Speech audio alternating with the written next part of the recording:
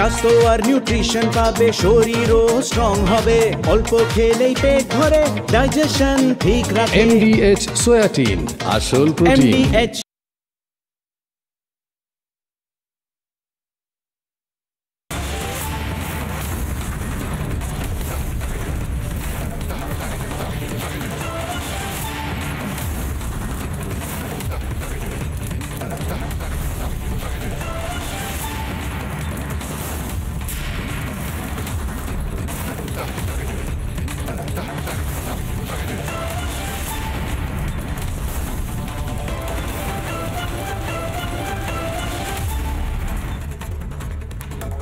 নমস্কার, জবাব চায় বাংলার এই বিশেষ এপিসোডে আমি ময়ূক রঞ্জন ঘোষ। রাত 8টা মানে জবাব চায় বাংলা, রাত 8টা মানে ময়ূক রঞ্জন ঘোষ। এবং আজ ময়ূককে এই কথাটা বলতেই হচ্ছে, মানে এটা আমি ভাবিনি যে বলতে হবে, কিন্তু অদ্ভুতভাবে এবার দেখে যেন মনে হচ্ছে মমতা বন্দ্যোপাধ্যায় তিনি নিজেও মনে প্রাণে বিশ্বাস করছেন যে বিজেপি চলে আসতে পারে। বিজেপি চলে আসতে পারে শুধু নয়, বিজেপির স্ট্রাইক রেট বিহারে দেখে মমতা বন্দ্যোপাধ্যায় বোধহয় এটা মনে মনে বিশ্বাস করছেন যে বাংলাতেও একটা হাওয়া যদি তৈরি হয়, মমতা বন্দ্যোপাধ্যায়ের বিরুদ্ধে এমনিতেই প্রতিষ্ঠান বিরোধী একটা হাওয়া তৈরি হয়ে আছে। এবং আমার কাছে সূত্রের যে খবর, তৃণমূল কংগ্রেসের ভেতরে অন্দর মহলে এই মুহূর্তে অনেকে নিজেদের ব্যাগ গোছাতে শুরু করেছে নৌকো বদল করবার জন্য। অনেকে, তাদের মধ্যে থেকে আমলা রয়েছে যারা শাসক ঘনিষ্ঠ, অনেকে নির্দিষ্টভাবে আইপিএস অফিসার রয়েছে যারা এখন হয়তো মমতা বন্দ্যোপাধ্যায়ের কথায় চলছেন, কিন্তু বিভিন্ন সময় টেলিফোন করে দিল্লির খবর জানতে চাইছেন, বিভিন্ন সময় টেলিফোন করে ভারত বা ভারতের অন্যান্য রাজ্যের থেকেও বেশি নিজের রাজ্য নিয়ে প্রধানমন্ত্রী নরেন্দ্র মোদী কি ভাবছেন সেইটা বেশি জানার চেষ্টা করছেন। এটা একটা অদ্ভুত বিষয় এই মুহূর্তে চলছে, এবং এই জল্পনা যেটা, এটা কিন্তু একেবারে সোর্স বেসড ইনফরমেশন। এই মুহূর্তে যেভাবে চারপাশে এই জিনিসটা চলছে, তৃণমূল কংগ্রেস, আমি এটা কোনোদিন এক্সপেক্ট করিনি যে ভোটের এত মাস আগে এরকম ধরনের ক্যাম্পেইন আমি তৃণমূল কংগ্রেসের থেকে দেখব। কিন্তু এখন যেটা আমি দেখছি আমি স্তম্ভিত হয়ে যাচ্ছি। আমি সেই ছবিটাও চালানোর জন্য বলবো, তৃণমূল কংগ্রেস এখন প্রথমবার বিশ্বাস করছে যে বিজেপি প্রথমত চলে আসতে পারে। আমি সেই ছবিটাও 3070-তে দেখানোর জন্য বলবো, যেখানে একটা নতুন প্রচার ছবি, তৃণমূল কংগ্রেস একটি নতুন প্রচার ছবি, সেই ছবিটি সোশ্যাল মিডিয়াতে আপলোড করেছে। ছবিটিতে কি আছে একবার দেখি। সে ছবিটি খুব অদ্ভুতভাবে দেখাচ্ছে যে যদি বিজেপি এসে যায়, বিজেপি এলে কি কি হতে পারে। বিজেপি এলে নাকি প্রেমে বাধা হবে, আমি জানি না বিজেপি এলে প্রেমে কে বাধা দেবে বা কি বাধা দেবে, কিন্তু এই যে ভিডিওটা, এই ভিডিওটা আসলে প্রমাণ করে তৃণমূল কংগ্রেস কতটা ভয়ে রয়েছে। তৃণমূল কংগ্রেস এখন বুঝতে পেরেছে যে তৃণমূল কংগ্রেসের অন্যান্য কোনো আতঙ্ক এখন আর কাজ দিচ্ছে না। তৃণমূল কংগ্রেসকে এখন আতঙ্ক সৃষ্টি করতে হবে, বিজেপি এসে গেলে কি কি হতে পারে সেই জুজু ক্রিয়েট করতে হবে। মানে আমি স্তম্ভিত হয়ে যাচ্ছি। তৃণমূল কংগ্রেস এই ভিডিওটা বাজারে নামিয়েছে, যে ভিডিওটা নির্দিষ্টভাবে তৃণমূল কংগ্রেস বোঝানোর চেষ্টা করছে যে বিজেপি অলরেডি চলে এসেছে বাংলাতে, এবং বিজেপি আসার পরে অদ্ভুতভাবে সব কিছু বাংলায় বদলে যাচ্ছে। আপনারা বিজেপিকে আসতে দেবেন না। হোয়াট ইফ, ধরে নিন বিজেপি আসছে, মানে তৃণমূল কংগ্রেসও ধরে নিচ্ছে বিজেপি আসছে, এটা খুব দুর্বল। যদি তারা আসে, দেখুন, যদি তারা আসে, এটা হচ্ছে তৃণমূল কংগ্রেসের এই মুহূর্তে ক্যাচলাইন বিজেপিকে নিয়ে। আমি এর পরে কয়েকটা বক্তব্য শোনাবো, কিন্তু সেই বক্তব্যগুলো শোনানোর আগে অনেকেই ব্র্যান্ড এক্সপার্টস রয়েছেন, তারাও মনে করছেন যে তৃণমূল কংগ্রেস নিজের নার্ভটা হারিয়ে ফেলছে। স্নায়ুবিক যে লড়াই, সেই স্নায়ুবিক লড়াইয়ে তৃণমূল কংগ্রেস হেরে যাচ্ছে। কেন বলছি? তৃণমূল কংগ্রেস এখন থেকেই মানসিকভাবে এটা তার কর্মীদের মধ্যে ঢুকিয়ে দিচ্ছে যে বিজেপি কিন্তু আসতে পারে, এই সম্ভাবনাটা তৈরি হয়েছে। তার মানে এটা মমতা বন্দ্যোপাধ্যায়ের নির্দেশ ছাড়া এই বিজ্ঞাপন তো চলে না। তৃণমূল কংগ্রেস জায়গায় জায়গায় এই বিজ্ঞাপন দিচ্ছে, তার মানে হলো তৃণমূল কংগ্রেস নিজেও বিশ্বাস করছে যে এবার বিজেপি 100% চলে আসবে, এবং এটা জাঁকিয়ে বসছে ভয়টা। কেন বলছি? মমতা বন্দ্যোপাধ্যায়ের এখন এই বিজেপি চলে আসলে কি কি হবে এই আতঙ্কটা কেন বেশি করে প্রচার করার দরকার? মমতা বন্দ্যোপাধ্যায় এই এসআইআর নিয়ে যে জুজু দেখিয়েছিলেন, ফ্লপ গেল। মমতা বন্দ্যোপাধ্যায় এই লাশের রাজনীতি যেটা করার চেষ্টা করেছিলেন, গোটা রাজ্যে প্যানিক ক্রিয়েট করার চেষ্টা করেছিলেন, ফ্লপ গেল। মমতা বন্দ্যোপাধ্যায় ভেবেছিলেন সংখ্যালঘু মানুষজন যারা, তারা এসআইআর নিয়ে রাস্তায় নামবে, কেউ নামেনি। মমতা বন্দ্যোপাধ্যায় ভেবেছিলেন মতুয়া, নমশূদ্র, হিন্দু যারা, তারা রাস্তায় নামবেন, কেউ নামেনি। সবাই হই হই করে এসআইআরের অংশ হচ্ছে। মমতা বন্দ্যোপাধ্যায় তারপরে ঠিক করলেন বাঙালিরা খাত্রে মেহে, অন্যান্য রাজ্যে বাঙালিরা নাকি মার খাচ্ছে, বিপন্ন। কেউ বিশ্বাস করলো না, হাসাহাসি শুরু হলো। আমি এক এক করে এবার দেখাবো মমতা বন্দ্যোপাধ্যায়ের এই রাজনীতিটা কি করে ফ্লপ যাচ্ছে, এবং দেওয়ালে পিঠ থেকে গেলে মানুষ অনেক কিছু করে। তৃণমূল কংগ্রেস বা মমতা বন্দ্যোপাধ্যায়ের এখন দেওয়ালে পিঠ থেকে গেছে। মমতা বন্দ্যোপাধ্যায় বুঝতে পারছেন যে তার পাশে আর কেউ নেই, উল্টে তার বিরুদ্ধে তার নিজের অনেকে হয়তো অলরেডি ঘুঁটি সাজিয়ে ফেলেছেন। আমি কয়েকটা মমতা বন্দ্যোপাধ্যায় এবং অভিষেক বন্দ্যোপাধ্যায়ের বক্তব্য শোনাবো। সে বক্তব্যগুলো নির্দিষ্টভাবে মমতা বন্দ্যোপাধ্যায়ের রাজনীতি কি করে ফ্লপ যাচ্ছে সেটা তুলে ধরবে। মমতা বন্দ্যোপাধ্যায় এসআইআরকে আতঙ্ক হিসেবে ব্র্যান্ড করার চেষ্টা করেছিলেন, ব্র্যান্ডিংটা করার চেষ্টা করেছিলেন। এসআইআর ইকুয়াল টু আতঙ্ক, SIR equal to threat, SIR equal to দেশ থেকে বেরিয়ে যাওয়া। কেউ বিশ্বাস করলো না। মানে ভাবুন, একটা এত সিনিয়র পলিটিশিয়ান, তিনি এতগুলো কথা বলছেন, সে কথাগুলোর মানে তার কোনো গ্রহণযোগ্যতা থাকলো না। মমতা বন্দ্যোপাধ্যায়ের এই এসআইআর আতঙ্ক আরেকবার শুনি, ফ্লপ, কিন্তু ফ্লপটা যে হলো সেটা রিয়েলাইজও মমতা বন্দ্যোপাধ্যায় করেছেন। শুনি। আজকে মানুষকে হ্যারাস করছে। হ্যাঁ, আমাদের দলও কোর্টে গেছে, ডিএমকে যেমন গেছে, অন্যান্য রাজনৈতিক দলেরাও গেছে।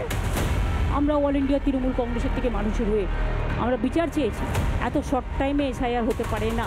যদি জিজ্ঞেস করেন স্যার, সবাই বলবে ইয়েস স্যার, ইয়েস স্যার মানে Mir Jafar sir, yes papa, yes papa, sir is there but vote no papa. এসআইআরের বিরুদ্ধে আমাদের লড়াই চলবে। যদি একটা বাংলার মানুষের মৌলিক বা ভোটাধিকার বিজেপির সরকার কাটতে চায়, তাহলে 10 লক্ষ লোক নিয়ে দিল্লির রাজপথ তৃণমূল কংগ্রেস ঘেরাও করে কত ধানে কত চাল আছে প্রমাণ করবে। প্রথম যে ধাক্কাটা তৃণমূল কংগ্রেস খেলো সেটা হলো এসআইআর যে কোনো আতঙ্ক নয়, কোনো বাঘভাল্লুক নয়, সেটা বাংলার মানুষ বুঝতে শুরু করলো। এবং বিহার ভোটের এত সাকসেসফুল রেজাল্টের পরে, এসআইআর হওয়ার পরে এত বিহারে যে মানুষ একটাও বিরোধিতা করেনি ইত্যাদি, তারপর আরও মমতা বন্দ্যোপাধ্যায়ের ধাক্কা লাগা শুরু হলো। মমতা বন্দ্যোপাধ্যায় বুঝতে পারলেন এসআইআর দিয়ে বাজার গরম করা যাচ্ছে না। আমার ধারণা মমতা বন্দ্যোপাধ্যায় একদম সিজন পলিটিশিয়ান, তো মমতা বন্দ্যোপাধ্যায় বেশ অনেক সপ্তাহ আগেই এটা বুঝে বাজারে নতুন একটা ভয়ের রাজনীতি, ডর কা দোকান তৃণমূল কংগ্রেসের, সে ডর কা দোকান খুলে বসলেন যে দেখো এসআইআরের জন্য মানুষ আত্মহত্যা করছে। বিশ্বাস করবেন না, এখন যা পরিস্থিতি, একটা কেঁচো মারা গেলেও সে হয়তো এসআইআরের জন্য মারা যাবে। কিছুদিন আগে একটা চিতাবাঘ মারা গেছিল, অনেকে সোশ্যাল মিডিয়ায় লিখতেও শুরু করে দিয়েছিল যে চিতাবাঘের পাশে নাকি একটা ওই খবরের কাগজে আলতা দিয়ে লেখা আমার মৃত্যুর জন্য এসআইআর দায়ী। মশা, রাত্রে মশা হয়তো আপনার বাড়িতে মরে পড়ে আছে, মশা মারা গেছে মসকিউটো রিপেলেন্টের জন্য বা ওই ধূপ জ্বালানোর জন্য, কাছুয়া সাপ ধূপ যেগুলো হয়, আসলে হয়তো সেটা এসআইআরের জন্য মারা গেছে। এই লেভেলে মস্করা সোশ্যাল মিডিয়ায় লোকজন করছিল মমতা বন্দ্যোপাধ্যায়ের সিরিয়াস ভয়ের দোকান নস্যাৎ করে। লাশের রাজনীতিও মানুষ খেলো না। কি করবেন তৃণমূল কংগ্রেস নেত্রী, করবেনটা কি? অন্য ভয় দেখাতে হবে। লাশের রাজনীতিও ফ্লপ হলো, একবার দেখুন। উদয়ন, তুমি আছো? তুমি জানো তোমার দিনাটায় একজন মহিলা আজকে বিষ খেয়েছে এনআরসির বিরুদ্ধে, ওনার বাড়ি যাবে ফিরে গিয়ে। ঘটনাটা ঘটেছে দুপুরবেলায়, খবরটা আমি পেয়েছি। তুমি ফিরে গিয়ে ওনার বাড়িতে যাবে, কারণ ওটা তোমার কনস্টিটিউয়েন্সি। এই যে 7 জন প্রাণ দিয়েছে, সবাই যোগ্য ছিল, ভোটার তালিকা থেকে সবার নাম বাদ গেছে। আগামী দিন তৃণমূল কংগ্রেস দিল্লি যাবে এবং এসআইআর এর প্রতিবাদে বাংলার ক্ষমতা কি সারা ভারতবর্ষকে দেখাবে। এসআইআর ফ্লপ হলো, এসআইআর নিয়ে ভয় দেখানো গেল না। আমার মনেও নেই যে কারা কারা অভিষেক বন্দ্যোপাধ্যায়ের কথায় এসআইআরের আতঙ্কে মারা গেছে। তৃণমূল নেত্রী তার নিজেরও হয়তো নামগুলো মনে নেই, তৃণমূল কর্মীদেরও নামগুলো মনে নেই। অত্যন্ত দুঃখের বিষয়, 95 বছর বয়সে একজন মানুষ সে মারা গেছে, অস্বাভাবিক মৃত্যু, সেটাও এসআইআরের নামে চালিয়ে দেওয়া হচ্ছে। অত্যন্ত দুঃখের বিষয় যে যার 4টে আঙুল নেই, লিখতে পারে না, যার কিছু কিছু প্রতিবন্ধকতা আছে, সেও নাকি সুইসাইড নোট লিখে এসআইআরের জন্য মারা গেছে, সেটা লিখে নাকি মৃত্যুবরণ করেছে। মানে এই পলিটিক্সটাও খুব হাস্যকর। একটা সময় মমতা বন্দ্যোপাধ্যায় যে আতঙ্কটা ছড়াতেন সেটা মানুষ খেত, কিন্তু এখন পালে বাক পড়ার অবস্থা হয়েছে। মানে মানুষ নিজেও ফুচ করে হেসে মিচকি হেসে বলছে এটা চলছে না। সংখ্যালঘু ভাই বোনেরা বলছে, সংখ্যালঘু ভাই বোনেরা নাকি সবাই এসআইআরের জন্য বাদ চলে যাবে। তা 2002 সালে ভারতের মুসলমান সম্প্রদায়ের মানুষ কি ভোট দেয়নি? আচ্ছা, মুর্শিদাবাদে 2002 সালে কি কোনো মুসলিমের নাম ছিল না? এসআইআরকে নিয়ে একটা ভয়ঙ্কর পলিটিক্স করার চেষ্টা করেছিলেন মমতা বন্দ্যোপাধ্যায়, কাজ দিল না। মমতা বন্দ্যোপাধ্যায় কিন্তু ক্রমে বুঝতে পারছেন মমতা বন্দ্যোপাধ্যায় পলিটিক্সটা ফ্লপ করছে, এবং বুঝতে পারছেন বলেই টেনশনটা আরও বাড়ছে। এই প্রথমবার মমতা বন্দ্যোপাধ্যায় বা তৃণমূল কংগ্রেসের জাঁকিয়ে ভয় ধরেছে যে 2026-এ বিজেপি কিন্তু 100% স্ট্রাইক নেট নিয়ে এবার বাংলায় আসতে পারে। 3 নম্বরেই অস্মিতা অস্মিতা অস্মিতা করে, বাঙালি অস্মিতা, বাংলার অস্মিতা। বাংলার অস্মিতা নিয়ে কি বিজেপি চিন্তিত নয়? বাংলার অস্মিতা নিয়ে কি আমি চিন্তিত নই? আপনি চিন্তিত নন? বাংলার অস্মিতাটা কি? সবার পেটে ভাত থাকবে, কারখানায় চাকরি থাকবে, আমার ছেলেমেয়েগুলো বাংলাতেই থাকবে, তারা পুনেতে যাবে না, তারা মধ্যপ্রাচ্যে পরিযায়ী শ্রমিক হিসাবে যাবে না, তারা বিভিন্ন দেশ বিদেশে যাবে না, আমাদের এখানে চাকরি পাবে। আচ্ছা বলুন তো, গুজরাটে একজন সংখ্যালঘু মুসলমান, তার যে পরিমাণ জমি আছে, তার যে পরিমাণ ব্যবসা বাণিজ্য, শপিং মলের মালিক, গাড়ি বাড়ি সমস্ত কিছু আছে, আমাদের বাংলার মুসলমান সম্প্রদায়ের মানুষের কেন থাকবে না? সাচার কমিটির রিপোর্ট, এত কিছু হওয়ার পরেও বাংলার মুসলমানরা এত পিছিয়ে আছে কেন? তাদেরকে কেন বলা হবে না যে তোমাদের 10 তলা বড় ইংলিশ মিডিয়াম স্কুল করে দিচ্ছি, পুরোটা সংখ্যালঘুদের জন্য তোমরা পড়াশোনা করো? আমাদের রাজ্যের সবচেয়ে বেশি আইএস আইপিএস বাঙালি মুসলমান, বাঙালি হিন্দুরা হবে। কেন আমাদের অন্য রাজ্য থেকে আমলারা এসে এখানে চাকরি করে? আমাদের নিজস্ব আমলা যে সিস্টেম, সেটা আমরা তৈরি করতে পারছি না কেন? এগুলো তো বাঙালি অস্মিতা। এই বাঙালি অস্মিতা করে মমতা বন্দ্যোপাধ্যায় যেগুলো বলেছেন না, বাঙালিরা, প্রবাসী বাঙালি যারা জানেন যে অন্য রাজ্যে তাদেরকে কি ভালো অবস্থায় থাকে এবং তাদের পকেটে, আপনি মানে হিসেব করে দেখুন।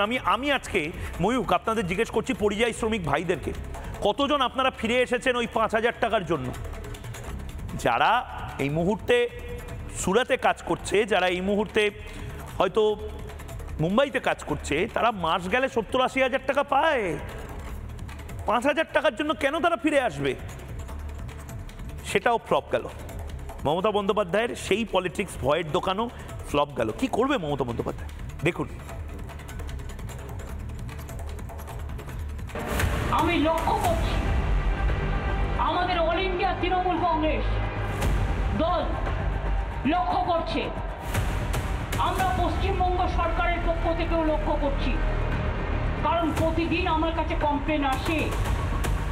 আমি অত্যন্ত লজ্জিত, ব্যথিত, দুঃখিত, মর্মাহত।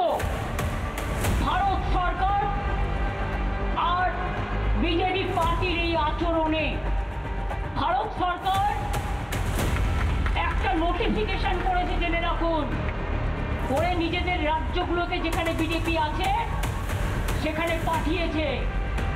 তাতে পরিষ্কার বলা হয়েছে, যাকেই সন্দেহ হবে বাংলা ভাষায় কথা বলে অ্যারেস্ট করবে, ডিটেনশন ক্যাম্পে, মানে হোল্ডিং এরিয়া, ডিটেনশন ক্যাম্প যাকে বলা হয়, সেখানে রেখে দেবে। আসাম ফরেন ট্রাইব্যুনাল, যার বাংলার মাটিতে কোনো এখতিয়ার নেই, সেই আসাম ফরেন ট্রাইব্যুনালকে দিয়ে চিঠি পাঠিয়ে রাজবংশী ভাইদের বলছে তোমরা বাংলাদেশী। আমরা বাংলায় কথা বলি, আমাদের অপরাধ 100 100 বার বাংলায় কথা বলবো। আমরা যত বাংলায় কথা বলবো এটার তত গায়ে যাবে। যে কটা ছাইপা আসার গুটি কয়েকটা বাংলা বিরোধী পড়ে রয়েছে তাদেরকে ঝেঁটিয়ে বিদায় দিয়ে আমাদের বঙ্গোপসাগরে ফেলতে হবে। প্রবলেমটা হচ্ছে মমতা বন্দ্যোপাধ্যায়কে এখন আর বাংলার মানুষের সিরিয়াসলি নিচ্ছেন না। মমতা বন্দ্যোপাধ্যায় পলিটিশিয়ান হিসেবে যে রেসপেক্টটা, যে সম্মানটা তিনি পেতেন, এখন মমতা বন্দ্যোপাধ্যায় যে ডাহা মিথ্যা কথা বলেন, মমতা বন্দ্যোপাধ্যায় যে লোক খ্যাপান, এগুলো মমতা বন্দ্যোপাধ্যায়ের যে একটা সময়ের কোর ভোট ব্যাংক, সে ভোট ব্যাংকও বুঝে গেছে। মমতা বন্দ্যোপাধ্যায় কাজের কাজ কিছু করছেন না। এই যে এই অস্মিতা করছেন, ইতিমধ্যে পিসিআর আমাকে বলছে, ময়ূকদা এই খবরটা নাও, খড়দাতে একটা বিস্ফোরণ হয়েছে। মানে এটা দিল্লিতে হলে আমরা নড়ে চড়ে বসতাম, আমাদের কাছে দেখবেন নর্মালাইজ, আমাদের অতিথিরাও খুব একটা বেশি নড়ে চড়ে বসছেন না, কিন্তু খবরটা সিরিয়াস। খড়দাতে ভর সন্ধ্যাবেলায় বিস্ফোরণে কেঁপে উঠল খড়দা। উত্তর চব্বিশ পরগনার খড়দায় বিস্ফোরণে কেঁপে উঠল একটি বাড়ি, এবং বিস্ফোরণের তীব্রতা এতই যে বাড়ির ছাদ উড়ে যায়, বাড়ির যে চাল সেই চাল উড়ে যায়।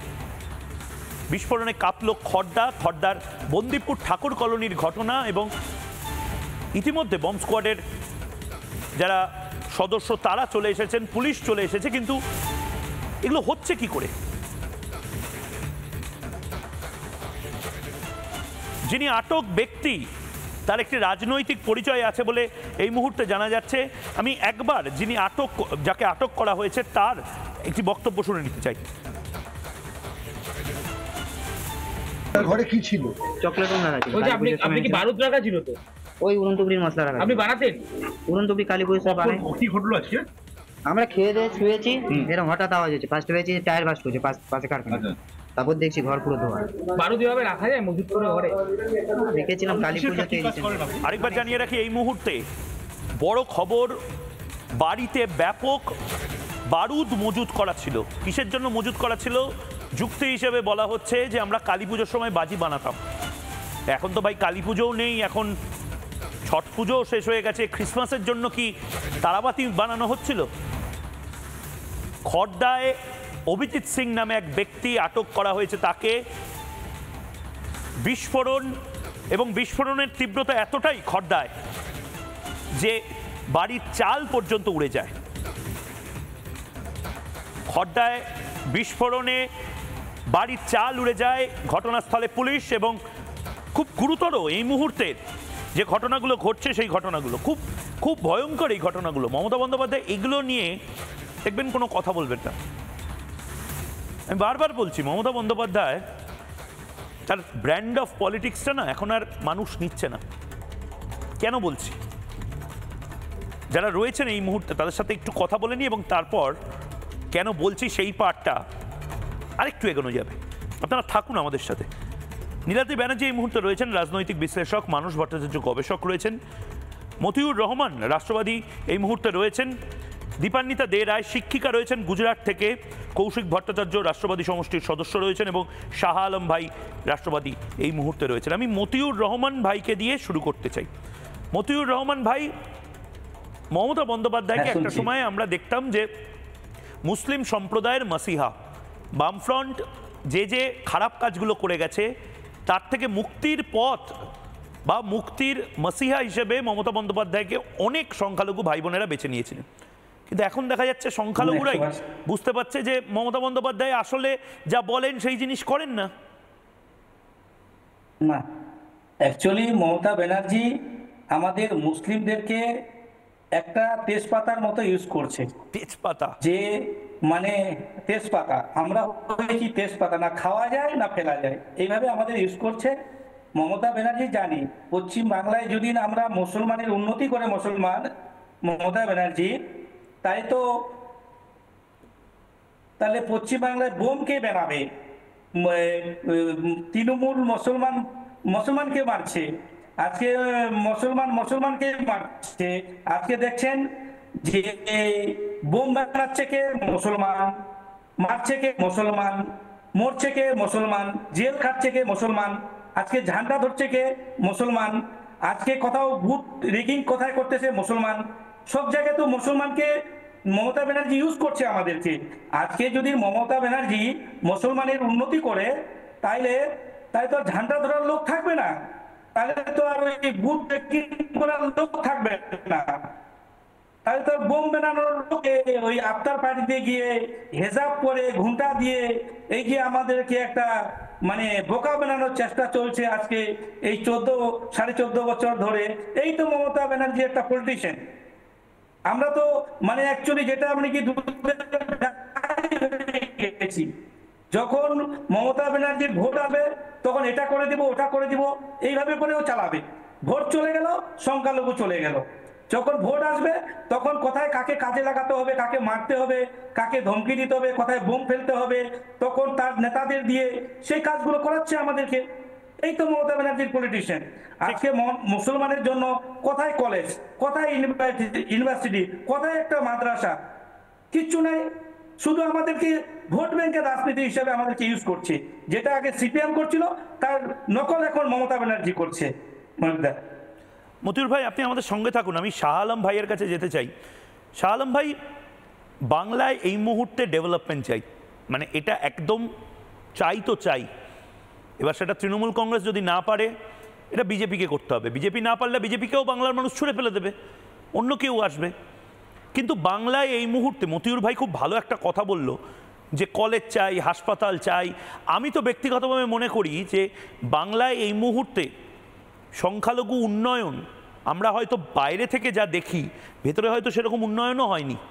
ইন্ডাস্ট্রি তো নেই, হিন্দু মুসলিম কেউই যদি কোনো শিল্পের কাজ না পায় তাহলে যা করবে তাই করবে, রাজনীতি করবে, মারপিট করবে। এই কালচারটা এবার শাহ আলম ভাই বন্ধ করতে হবে।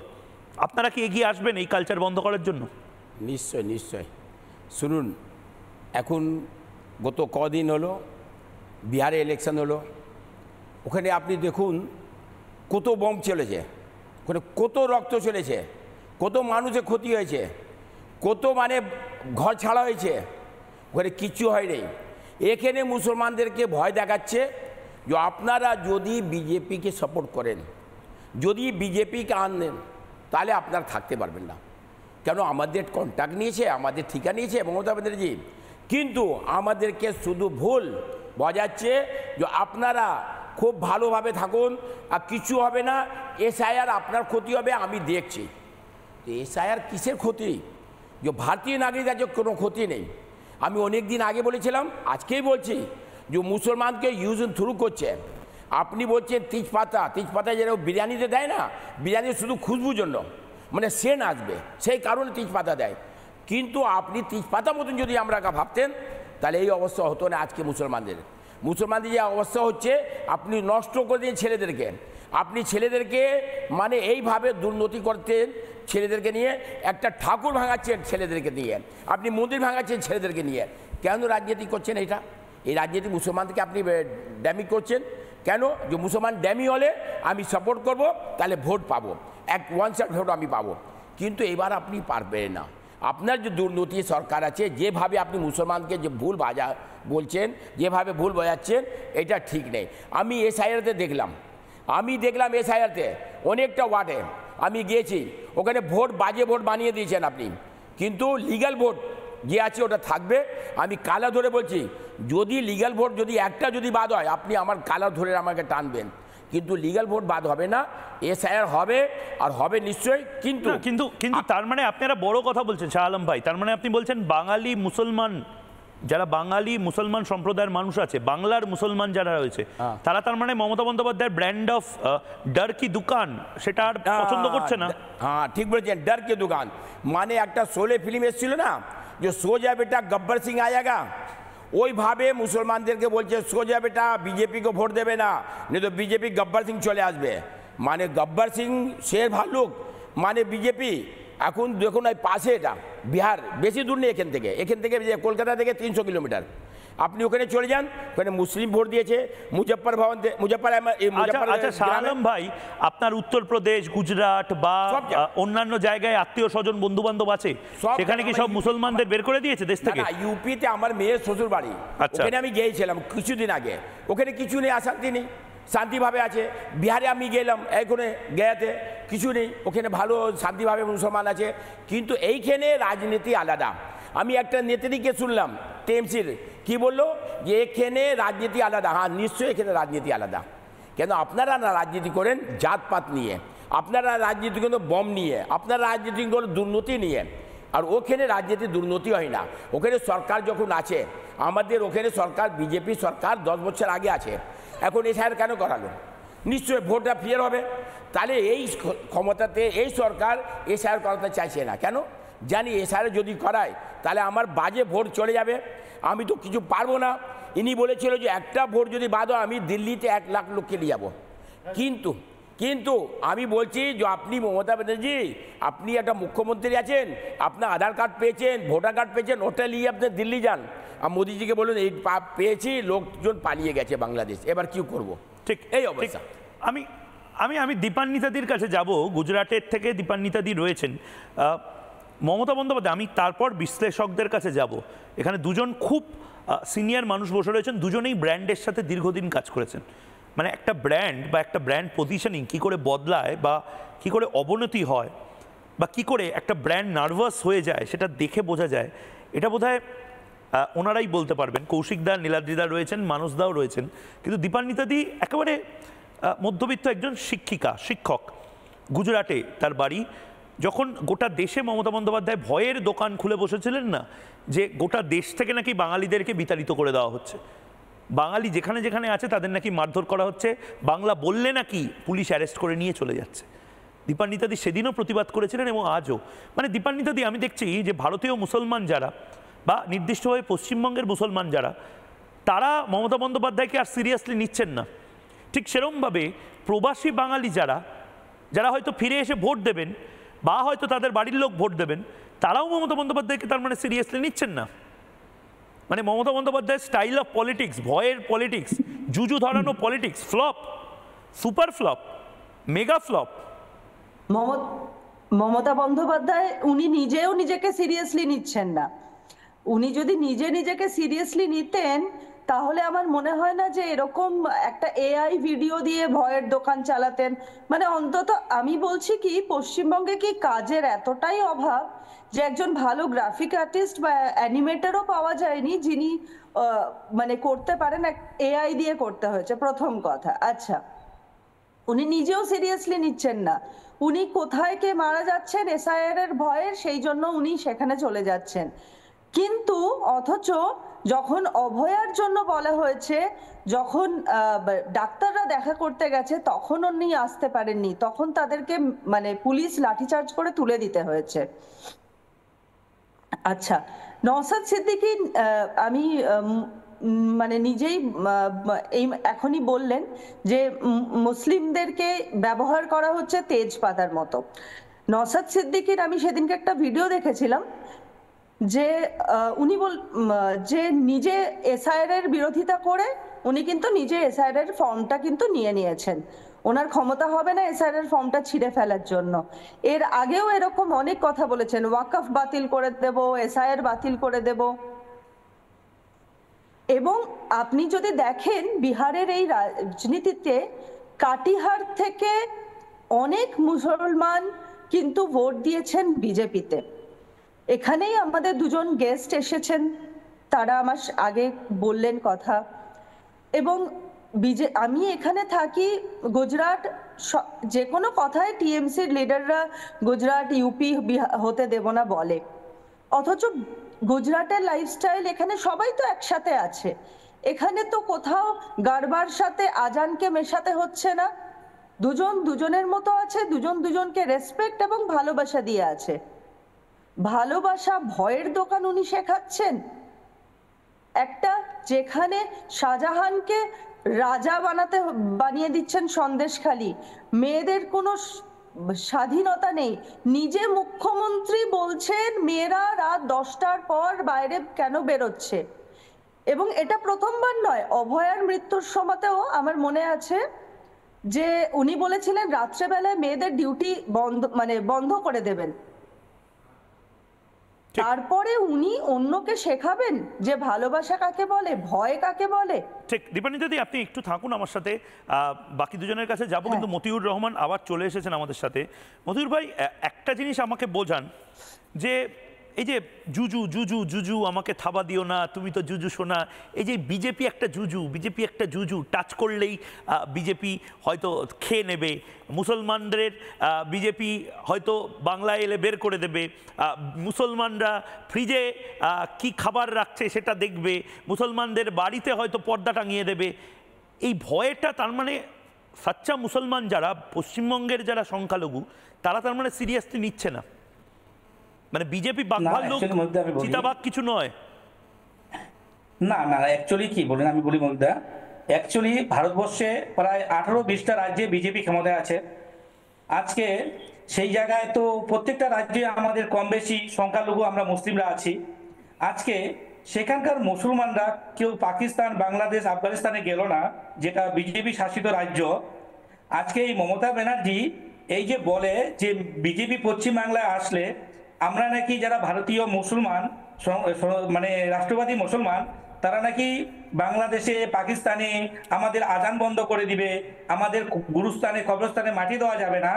এটা অ্যাকচুয়ালি মমতা ব্যানার্জির কাছ থেকে আমরা যারা ভারতীয় মুসলমান তারা আমরা বুঝে গেছি যে এতদিন আমাদের 34 বছর ধরে সিপিএম আমাদেরকে ইউজ করছিল। আজকে 14.5 বছর মমতা এইভাবে ভয় দেখিয়ে, বিজেপির ভয় দেখিয়ে আমাদেরকে ইউজ করার চেষ্টা করছে। আমরা এখন বুঝে গেছি বিজেপি বাঘও না, বিজেপি ভাল্লুকও না।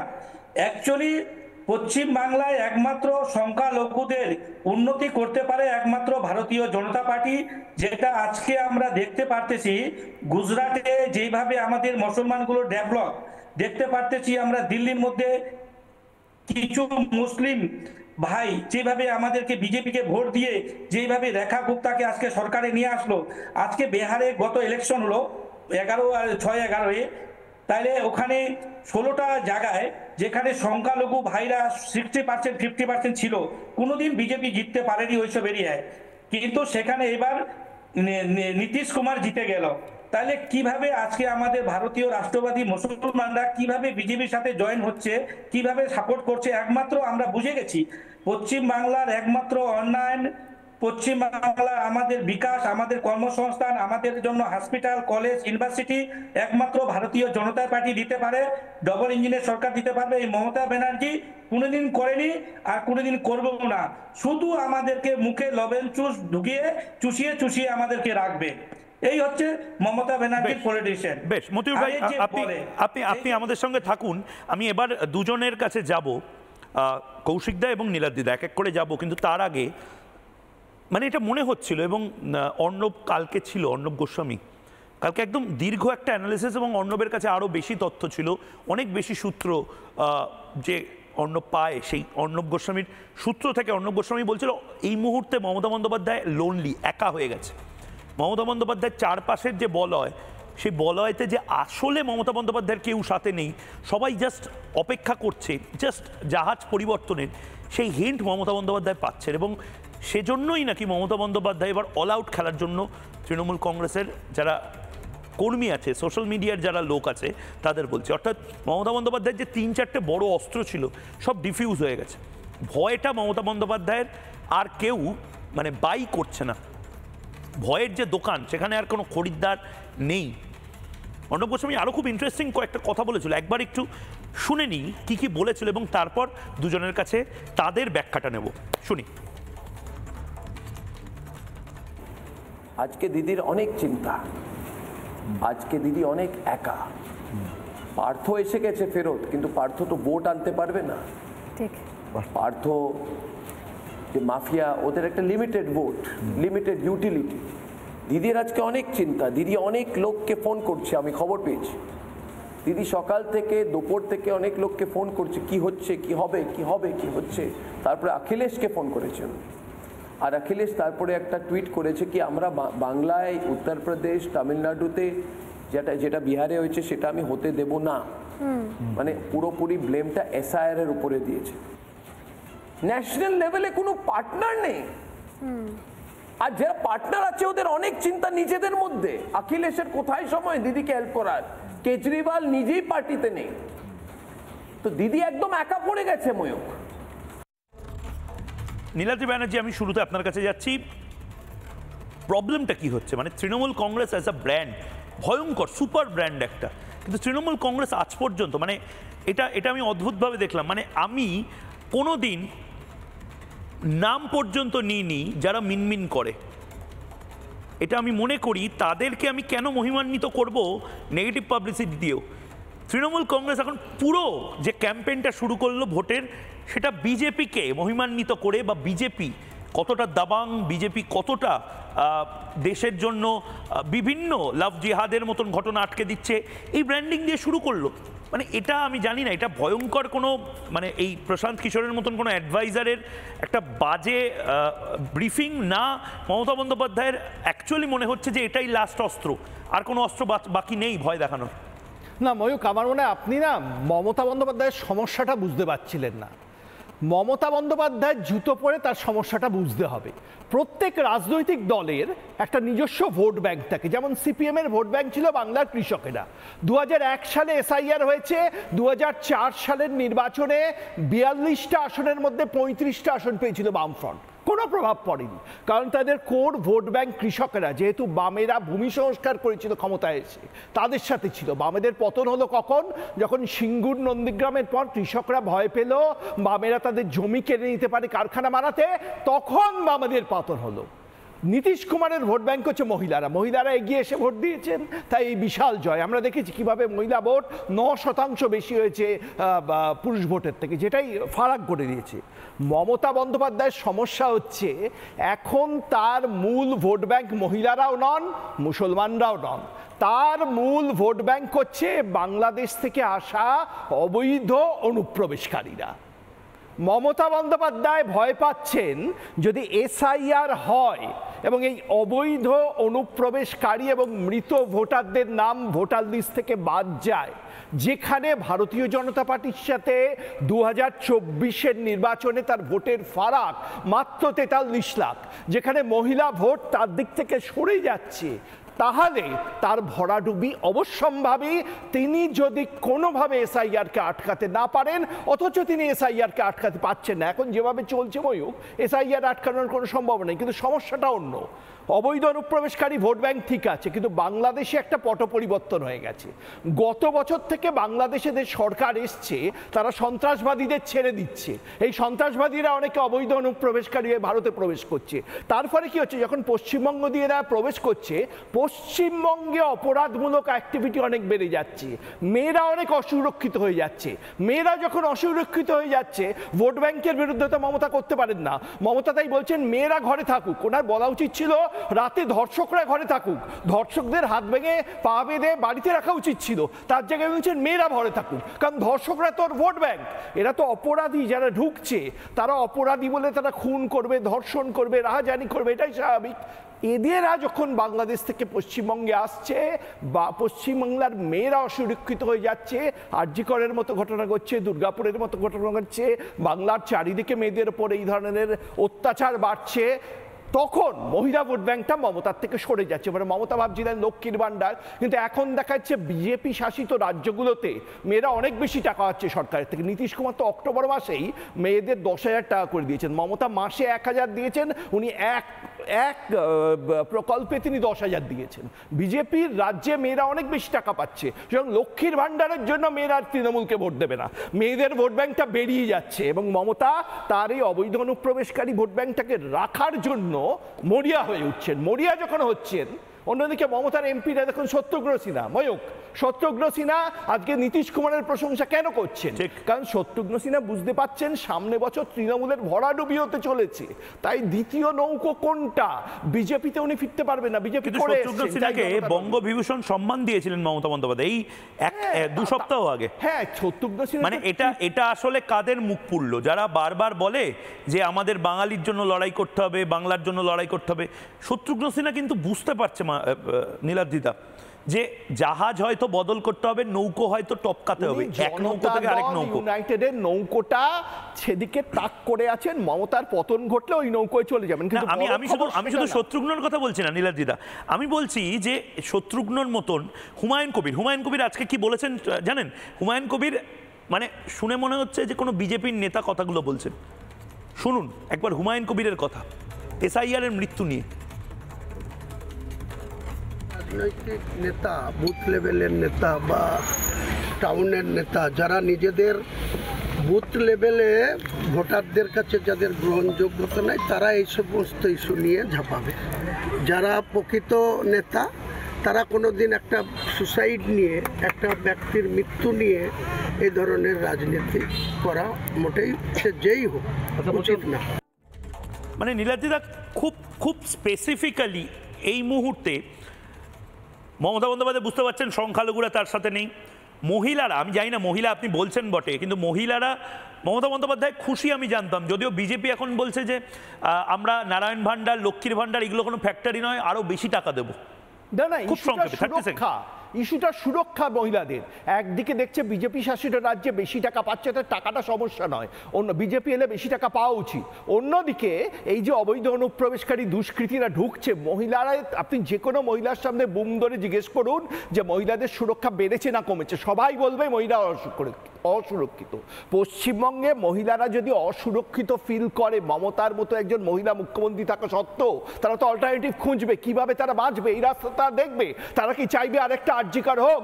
মহিলাকে কি ভয় পাচ্ছে না? সরকারি হসপিটালে যেখানে একজন ডাক্তারকে ধর্ষণ করে খুন করা হচ্ছে ময়ূক, সেখানে অন্যান্য জায়গায় যে মহিলারা কাজ করছেন তাদের সুরক্ষা কোথায়? এইটাই প্রশ্ন। একদম সময় শেষ, আমি কৌশিক ভট্টাচার্যের কাছে যাব। কৌশিক দা, আপনার কি মনে হয়, মানে তৃণমূল কংগ্রেস, আমি আজ অবধি দুটো জিনিস দেখিনি।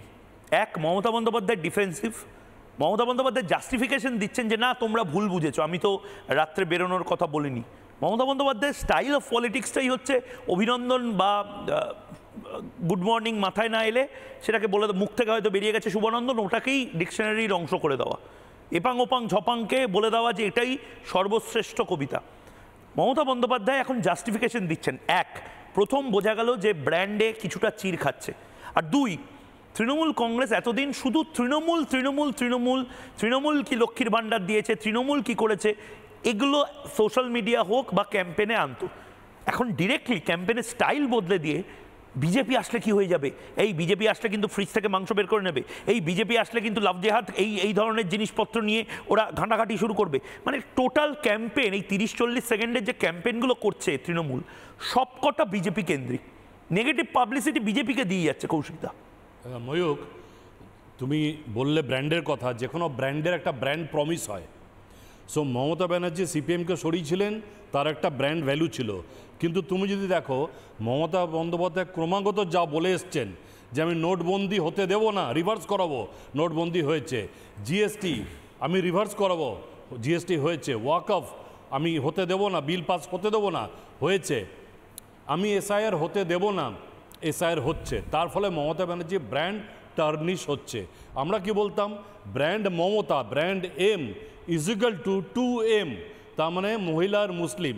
এবারে আইএসএফ গ্রো করাতে পশ্চিমবঙ্গে এমআইএম আসবে বলে এই মুসলিম ভোট ব্যাংকের চিট ধরছে, এটা সার্ভে বলছে। তার ফলে উনি চাইছেন যাতে হিন্দু ভোট ওনার হাত থেকে না বেরোয়, সেই জন্য জগন্নাথ ধাম মন্দির বা দুর্গা পূজাতে আরও বেশি করে টাকা দেওয়া, এগুলো করছেন। কারণ সার্ভে বলছে 5 to 6% যদি হিন্দু ভোট তৃণমূল থেকে সরে যায় তাহলে বিজেপি ল্যান্ডস্লাইড ভিক্টরি পাবে। তার জন্য উনি চেষ্টা করছেন যাতে হিন্দু ভোট আমার, কেন মুসলিম ভোট আমার ক্র্যাক করবেই, তার ফলে হিন্দু ভোট যাতে আমার হাত থেকে না বেরোয়। বিজেপি যদি 5 to 6% Muslim vote Hindu vote shift করতে পারে তাহলে ল্যান্ডস্লাইড ভিক্টরি হবে। তো মানে বিজেপির, মানে এটা আমি বারবার দেখেছি কৌশিকদা, বিজেপি কিন্তু কখনো এটা বলেনি আমরা ভারতীয় মুসলমানদের বিপক্ষে। বিজেপি ইনফ্যাক্ট যোগী আদিত্যনাথ হোক বা হিমন্ত বিশ্ব শর্মা হোক, তারা একবার নয় বারবার বলেছে যে ডেভেলপমেন্টের পক্ষে কোনো হিন্দু মুসলমান থাকবে না। মানে আজকে যে ফ্যাক্টরিগুলো উত্তরপ্রদেশে হচ্ছে, সেখানে কি শুধুমাত্র হিন্দুরা কাজ পাচ্ছে নাকি? ময়ূক, তুমি জানো আমি সারা ভারতবর্ষ ঘুরি, বিজেপি পলিসিগতভাবে বলছে সবকা সাথ সবকা বিকাশ সবকা বিশ্বাস, এবং যে কোনো স্কিমে কোনো মুসলমান বাদ যায় না, সব মুসলমান সবাই সেই স্কিমের বেনিফিশিয়ারি। তো সেখানে সারা আরেকটা মেজর ভোট ব্যাংক হচ্ছে 25% হচ্ছে ইউথ ময়ূক। এই যে দেখো জেনজি বলে ভয় দেখানো হচ্ছিল, মৈথিলি ঠাকুরের মতন জেনজি বিজেপির হয়ে ভোটে জিতছে। তার মানে এই যে পশ্চিমবঙ্গে যে রোজগারের অভাব, জেনজিরা অন্য স্টেটে চলে যাচ্ছে, তো এই জেনজি ভোটেও পশ্চিমবঙ্গে ইরোজন হচ্ছে। তার ফলে মুসলিম তো মানে রোজগার বেনিফিশিয়ারি সবকটা সব স্টেটে পাচ্ছে। এখানে শাহ আলম ভাই বললেন যে ওনার শ্বশুরবাড়ি ইউপিতে, সেখানে মুসলমানরা সবকটা বেনিফিট পাচ্ছে। তাহলে তুমি যে মেজর ভোট ব্যাঙ্কগুলি যদি দেখো, তাহলে মুসলিম, মহিলা, ইউথ 25% ওয়েস্ট বেঙ্গলে, প্রত্যেকটার ট্রাস্ট ফ্যাক্টর ডেফিসিট হচ্ছে, ট্রাস্ট ডেফিসিট। এই ট্রাস্ট ডেফিসিটটাকে উনি রিগেইন করার জন্যই নেগেটিভ পাবলিসিটি করছেন, ভয়ের রাজনীতি করছেন, এবং এই ভয়টা লোকে মানছে না। তার কারণ 12টা স্টেটে এসআইআর হচ্ছে, কোথাও এসআইআর নিয়ে ইস্যু হচ্ছে না, এটা মানুষ অবজার্ভ করছে। আরেকটা হচ্ছে পালে বাক পড়ে যাওয়ার অবস্থা একটা একটা একটা থাকে, মানে প্রতিবার যদি আপনি বলেন এটা একটা শাহরুখ খানের সিনেমা বা সালমান খানের সিনেমাতে প্রতিবার যদি প্রমোশনে মেরে দেওয়ার চেষ্টা হয়, কন্টেন্ট কিছু না থাকে, তাহলে সিনেমা ফ্লপ করবেই বোধহয়, এটা মনে হচ্ছে। আমি মানস ভট্টাচার্য অনেকক্ষণ ধরে বসে রয়েছেন, মানস ভট্টাচার্যের কাছে যাওয়ার আগে খুব সিরিয়াস একটা ব্রেকিং নিউজ এই মুহূর্তে এসেছে। সে ব্রেকিং নিউজটা বাংলা এবং বাঙালির জন্য। আবারও বলছি, হিন্দু, বৌদ্ধ, শিখ, জৈন, পারসিক, মুসলমান, খ্রিস্টানি যারা বাংলার রয়েছেন প্রত্যেকের জন্য খুব সিরিয়াস। কারণ দিল্লির যে সন্ত্রাসবাদী হামলা, যার সাথে বাংলাদেশের কানেকশন থাকতে পারে বলে মনে করা হয়েছিল, কানেকশন রয়েছে, এবং অনুমান করা হচ্ছে বাংলাদেশ থেকে ভারত বা নির্দিষ্টভাবে মুর্শিদাবাদের রুট ধরে বিস্ফোরক পাচার হয়েছে বলে এই মুহূর্তে গোয়েন্দারা অনুমান করছেন। দিল্লি বিস্ফোরণের বিস্ফোরক যে পাচার হয়েছে, দুটো রুট, একটা নেপাল এবং একটা বাংলাদেশ।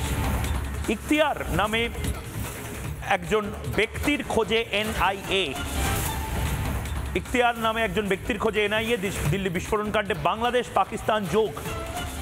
যে বিস্ফোরক, সেই বিস্ফোরক মুর্শিদাবাদ হয়ে পাচার হয়ে থাকতে পারে বলে প্রাথমিক অনুমান করা হচ্ছে।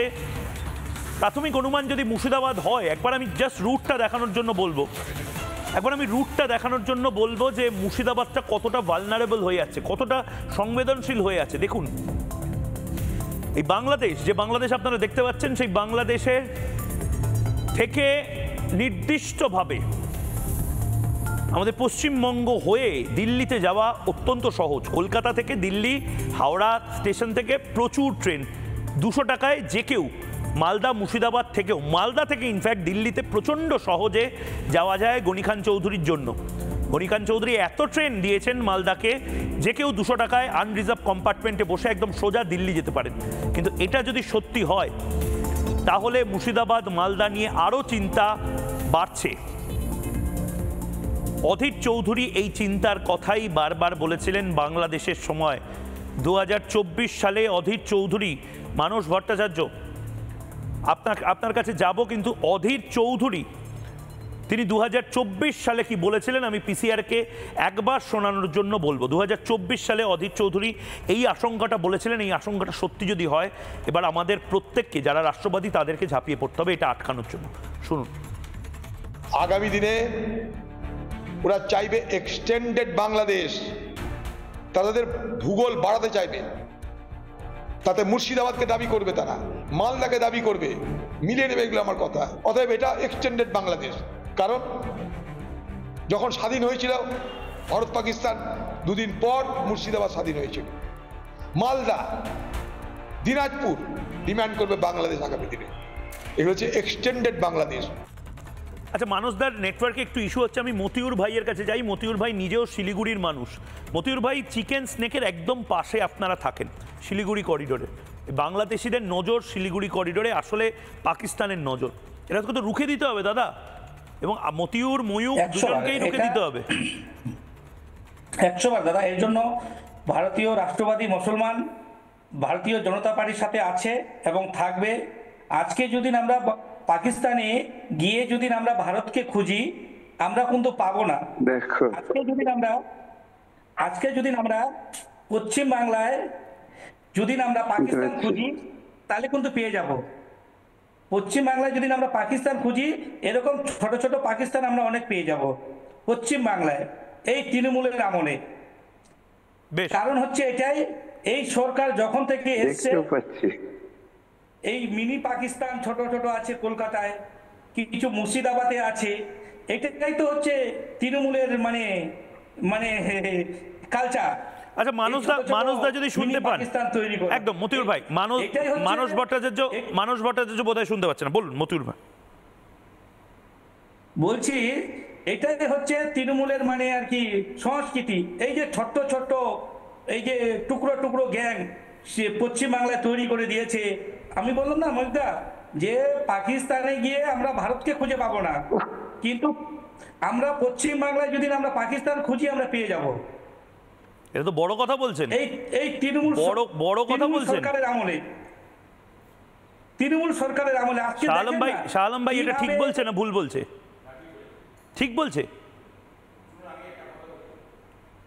যে এখানে হ্যালো, এখানে যে মেন ব্যাপারটা হলো কি জানেন, এখানেকার যে মেয়র আছে আমাদের কলকাতা কর্পোরেশনের মেয়র, উনি চাইছে সব সময় মিনি বাংলাদেশ, মিনি পাকিস্তান।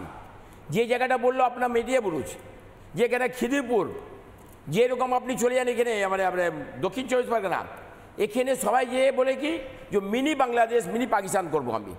তো কারণটা কি, উনি ভালো বলেছে যে ছোটো ছোটো জায়গা অনেক পাকিস্তান দেখবেন, এখানে সব পাকিস্তান বানিয়ে নিয়েছে। কেন? ওখানে ফ্ল্যাগ তুলবে, পাকিস্তানের খেলা হবে, পাকিস্তানের ফ্ল্যাগ তুলবে, যে কিছু হলে পাকিস্তান বলবে।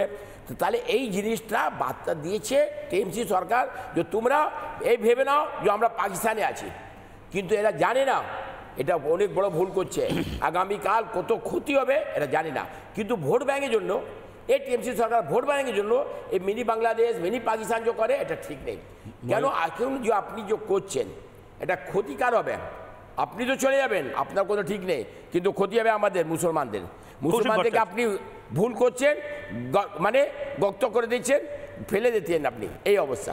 একটা কথা 30 সেকেন্ডস ময়ূক, একটা কথা, তুমি বাংলাদেশের কথা বললে, একটা খুব ইম্পর্টেন্ট দিন কালকে শেখ হাসিনার বিচার হবে, তার ভার্ডিক্ট কালকে শোনানো হবে, এবং যদি ভার্ডিক্ট একটু এদিক ওদিক হয়েছে আমি আশঙ্কা করছি আরও বেশি জঙ্গি মুর্শিদাবাদ দিয়ে এবং বর্ডার দিয়ে ভারতে ঢোকার চেষ্টা করবে, এবং এইটা একটা আশঙ্কাজনক ব্যাপার যে অস্থির বাংলাদেশ ভারতের জন্য একদমই নিরাপত্তাজনক নয়। এবং ভারতীয় তুমি দেখবে চিকেন নেকের আশেপাশে যে মিলিটারি বেস তৈরি করেছে ভারত, এবং যে পরিমাণ বর্ডারে সিকিউরিটি বেড়ে গেছে, এগুলো প্রত্যেকটাই ভারতের নাশকতামূলক কাজকর্ম বেড়েছে গত এক বছরে, সেটাকে মাথায় রেখেই। এবং আগামীকাল খুব ইম্পর্টেন্ট দিন। ঠিক ঠিক, এবং আগামীকালের দিকে আমাদের নজর তো থাকবেই, এবং তার পাশাপাশি বাংলাদেশের প্রত্যেকটা ডেভেলপমেন্ট দিকে মাথায় রাখুন। বাংলাদেশের মানুষরাও কিন্তু ভালো নেই।